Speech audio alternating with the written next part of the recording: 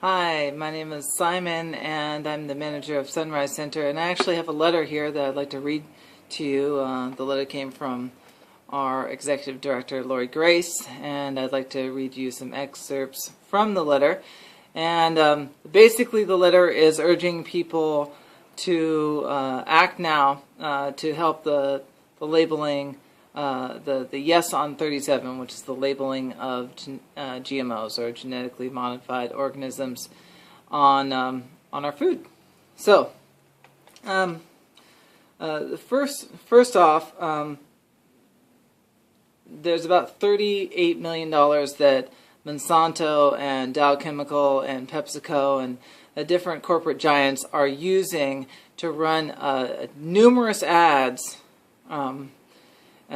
sometimes every half an hour on television and radio, to really confuse people around the facts of what Proposition 37 is doing. And so we're very concerned about some developments that have happened. And basically, here I'm going to right here quote this.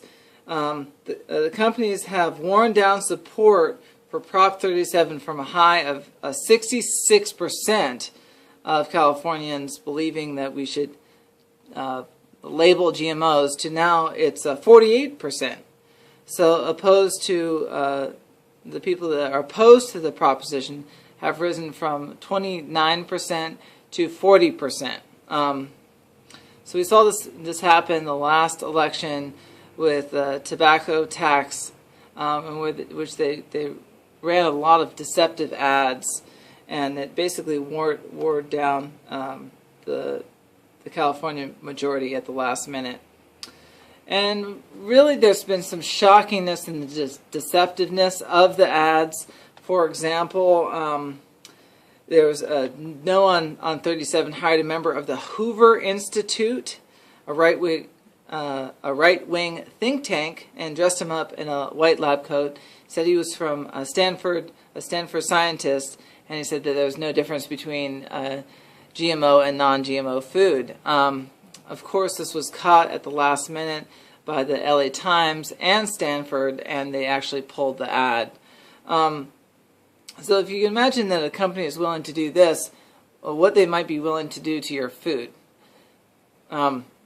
If you decide to support the proposition and help us, help our community and Californians really feel like we're not just dominated by corporate interests, then I would suggest that you either donate money to the Prop 37, or if you don't have money, or if you have money and time, you can do phone banking, which is there's links supplied, and you can basically sign up to do phone banking. They give you PowerPoint, they give you a talk about how to do it, and then you can get on a call and talk to Californians about why they should vote yes for Prop 37 and addressing their concerns, and a lot of the disinformation ads that have been going on. When I was on the internet, I could see that there's a huge amount of people that are watching Yes on Prop 37. I think the Yes on Prop 37, I think there's about 700,000 views, as opposed to No on Prop 37, which is about 37,000 views. So there's definitely a stronger internet presence. However, for the mainstream media is largely controlled, and that message isn't getting out. And in fact, the opposite information is getting out. And again, if you don't want to feel like you're completely dominated by corporate interests, we have a opportunity where we can actually vote directly for being able to live in a state that labels genetically modified foods. And I know that's really important for me and my family. There's surprising things that have GMOs, like vitamin C. There's things I would never quite think of. I'm pretty savvy and aware of where things come from, and I'm still surprised at how genetically modified foods make their way into my family's food supply, and that they're not labeled. and they're not really able to, find out how things are what things are in food. So I think that it'd be a lot easier for me personally if they said this was made with GMO corn or this was made with GMO soy, so I could just make a more informed decision. Now I feel very, and this is diverging from the letter, I feel personally very concerned for the other people in my community and families and friends that really might not have done as much research as I have and really don't have the same amount of time or will or whatever it is to be able to know what they're eating or have, concern, so when I say, hey, look out for GMO foods, and they go to look on the labels and hey, there's no GMO foods here. Labeling them would be really helpful. So, Simon said, not to eat genetically modified food, so maybe I should, think twice about this. One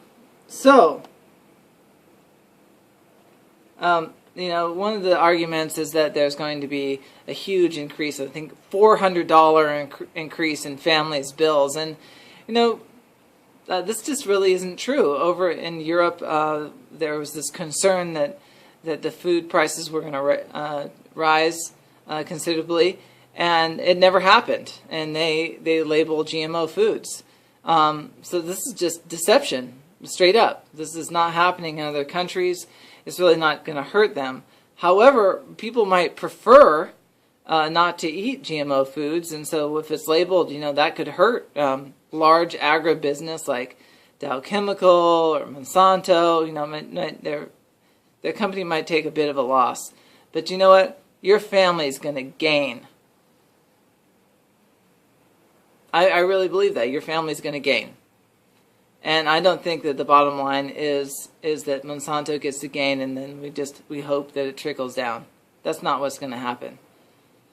And if genetically modified foods were so great, why wouldn't they just label them anyways? And, I realize I'm not Danny DeVito or some other star, saying, hey, label GMOs, but I am a dad. And that concerns me. It concerns me very deeply that